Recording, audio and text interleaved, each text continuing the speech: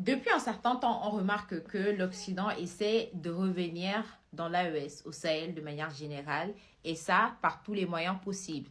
D'abord, c'était au Niger, on a remarqué que les Américains ont envoyé un envoyé spécial. Maintenant, l'Union européenne a envoyé un envoyé spécial au Mali qui a été reçu par le Premier ministre malien Abdoulaye Meiga. Alors c'est bien, d'accord, de vouloir renouer avec les pays du Sahel, sauf que là, on reste encore très fragile. On reste encore très sensible. Nous sommes convalescents de l'échec occidental au Sahel, de l'échec de l'Union européenne en particulier au Sahel. Donc, je ne pense pas que c'est le moment propice de vouloir renouer avec nous. Je suis désolée. En tout cas, c'est mon opinion.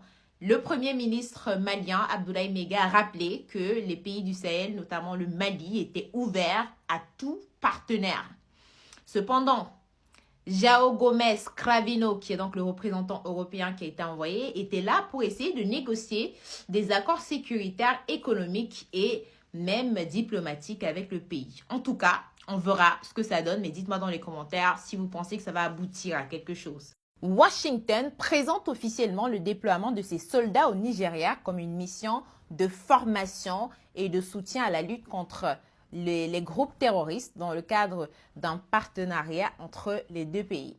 Cependant, nul besoin d'être un analyste politique pour voir que ces dimensions sécuritaires s'articulent surtout avec un intérêt stratégique pour les immenses ressources nigériennes, notamment le pétrole, le gaz et bien sûr les minerais stratégiques. On le sait, le Nigeria reste un acteur énergétique majeur en Afrique avec des réserves de pétrole et de gaz importantes et un potentiel minier en fer, charbon et en or, ce qui en fait un espace clé pour la sécurité énergétique et industrielle de Washington à long terme.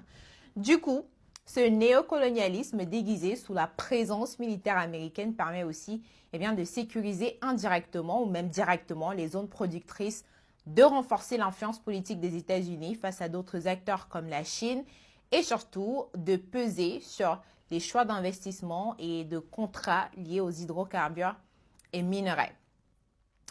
En gros, il n'y a pas de lutte antiterroriste. D'ailleurs, l'inefficacité de l'attaque aérienne des États-Unis au nord du Nigeria en dit long. Trump prétend vouloir lutter contre un génocide des chrétiens imaginaire. Bon bref, je m'arrête là, d'accord? Il y a un adage qui dit en Afrique que c'est la patate qui avait accepté qu'on la mange crue, contrairement au macabo. Tout trompeur vit aux dépens de celui qui l'écoute. Je m'arrête là, encore une fois. Bon entendeur, salut, dites-moi dans les commentaires ce que vous en pensez.